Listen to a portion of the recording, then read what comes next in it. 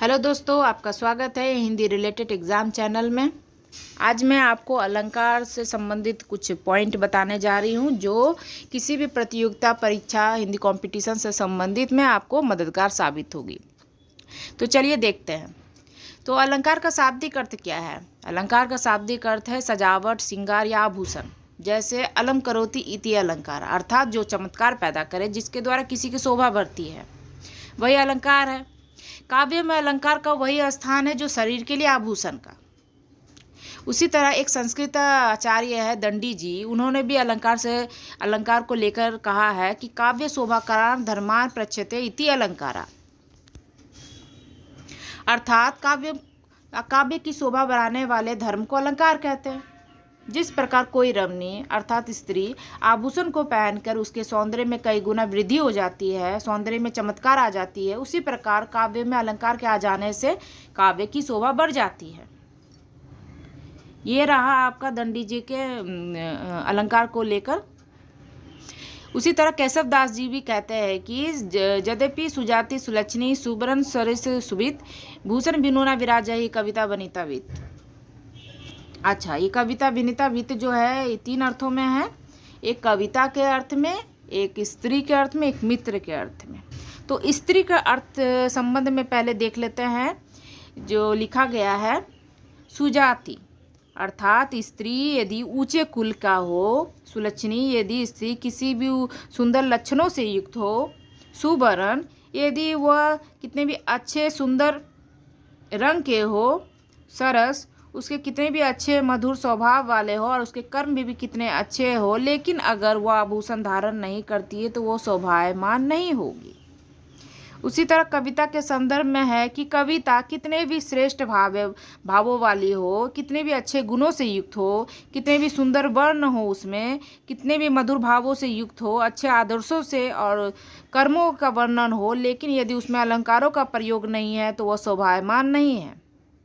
अच्छा, उसी तरह मित्र के संबंध में देख लेते हैं कि यदि मित्र ऊंचे कुल वाला हो, उसमें बहुत ही सुंदर गुण हो, वह सुंदर हो, उसके मनोभाव अच्छे हैं, उसके कर्म भी अच्छे हैं, लेकिन यदि उसके पास मित्रता के गुण का आभूषण नहीं है तो वह शोभायमान नहीं होगी। इस तरह आभूषण हमें किसी भी चीज़ को लिए किसी भी अर्थ के रूप में अलंकार का बहुत ही ज़्यादा महत्व है। किसी की चीज़ की वो शोभा बढ़ा देता है। अच्छा, अलंकार कितने प्रकार के होते हैं? तो अलंकार तीन प्रकार के होते हैं, शब्द अलंकार, अर्थालंकार और उभय अलंकार। उभय अलंकार का सामान्यतः संस्कृत में प्रयोग होता है, वैसे शब्द अलंकार और अर्थालंकार इसी का ही ज़्यादा चलन है। अच्छा, शब्द अलंकार से ही समझ में आ रहा होगा जिसमें शब्द का प्रयोग हुआ है, माने शब्द पर आधारित है।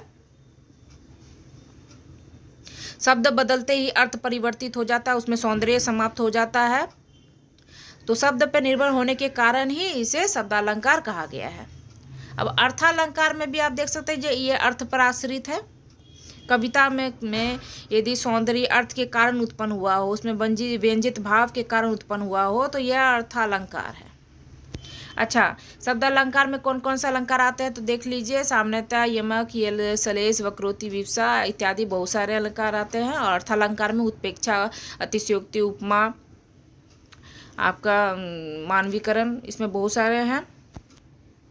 तो एक एक करके चलिए देखते हैं इनके भेदों को।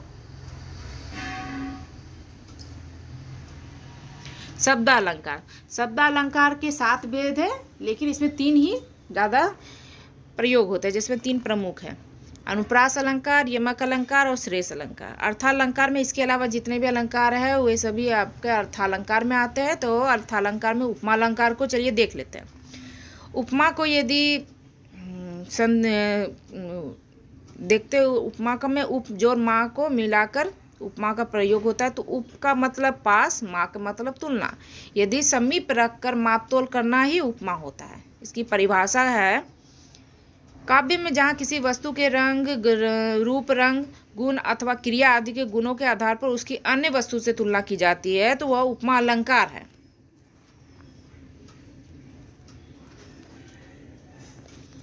अच्छा, पीपर पात सरिस मन डोला, ये उपमा अलंकार है।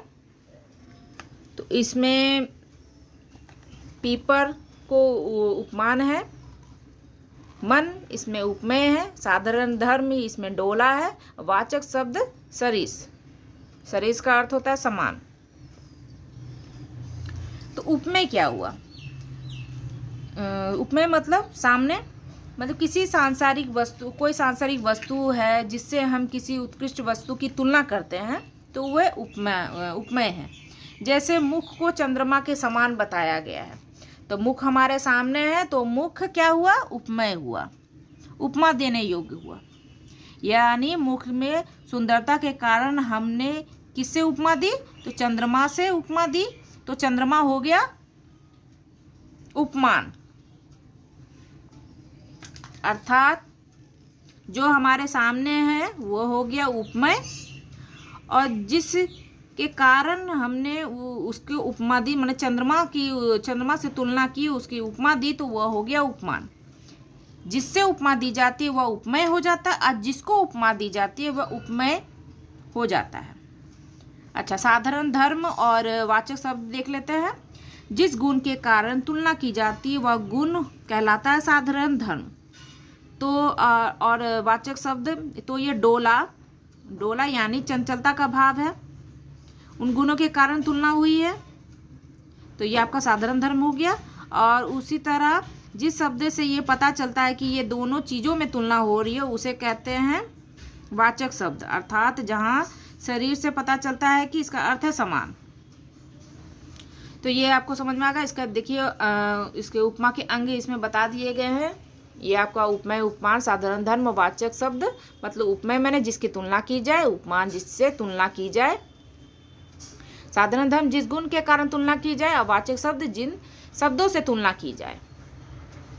अच्छा, आधुनिक हिंदी साहित्य में एक बात कही गई है कि उपमेय को प्रस्तुत और उपमान को अप्रस्तुत भी कहते हैं। मतलब उपमेय उपमान के जगह में प्रस्तुत और अप्रस्तुत शब्दों का प्रयोग आजकल हो रहा है। अच्छा, वाचक शब्द में है जो सा, सी, सम, ईव, सरिस, जो, त्यो, समान जैसे शब्द जहाँ भी आ जाते हैं तो उसका मतलब वो उपमा अलंकार हो गया। अब रूपक अलंकार देख लेते हैं। रूपक का अलंकार से ही आपको समझ में आ रहा है जो किसी चीज़ में चमत्कार की सृष्टि, माने रूपक, उसमें रूपक की प्रयोग हो रहा है। जैसे काव्य में जहाँ उपमेय पर उपमान का अभेद आरोह हो वह रूपक अलंकार है। इसके उदाहरण देख लेते हैं। जैसे उदित उदय गिरिमंच पर रघुवर बाल पतंग, विकसे संत सरोज वन हर्षे लोचन वृंग,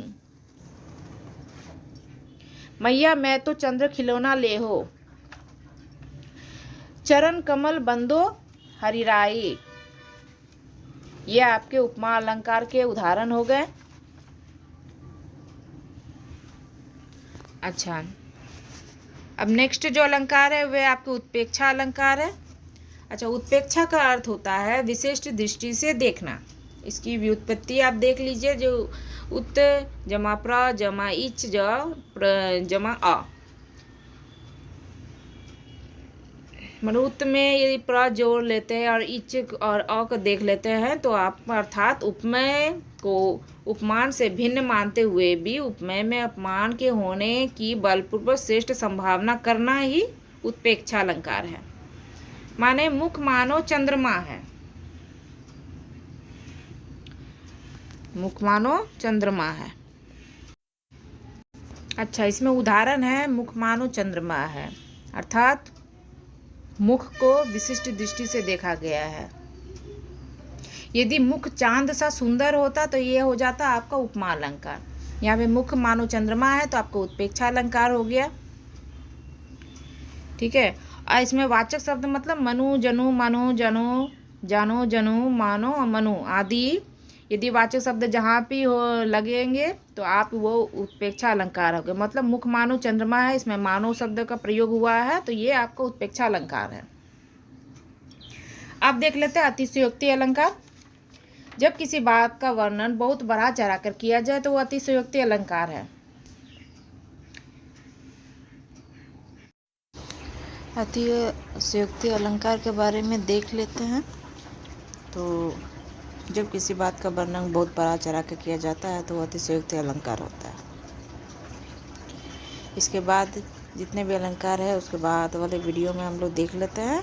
यदि वीडियो अच्छी लगे तो लाइक सब्सक्राइब जरूर करिएगा। धन्यवाद।